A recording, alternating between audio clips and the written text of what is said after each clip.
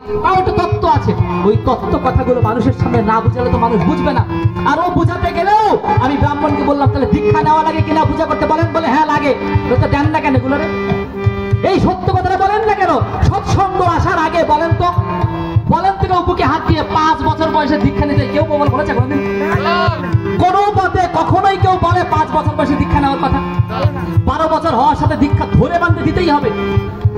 শাস্ত্রে বলছে 12 বছর হওয়ার পর যদি একটা দিন আপনি দেরি করেন আপনি ধর্ম থেকে বিচ্যুত হচ্ছেন। আর নিয়ম কি? বিয়ের পর দীক্ষা দাও। তাহলে এই যে নিয়মগুলো ধর্মে আছে কিন্তু মানে না, ঠাকুর এসে জোর করে মানাচ্ছেন। আর আমরা মনে করছি ধর্ম করছি কিন্তু ধর্মের অনেক দূরে সরে গিয়ে করছি। তাই কি বলছেন? কেননা মায়াত্রী জাতি যদি না জাগে তাহলে ওই জাগানো সম্ভব না। আর এই দশমিত সংস্কারের ভিতর দিয়ে ওই মাতৃ জাতির জাগরণ সম্ভব। আর একটা মা যদি জাগে, ওই মার ভিতর থেকে জন্মায় সুন্দর একটা সন্তান। আর সেই সুন্দর সন্তান এসে এই পৃথিবীতে কি করবে?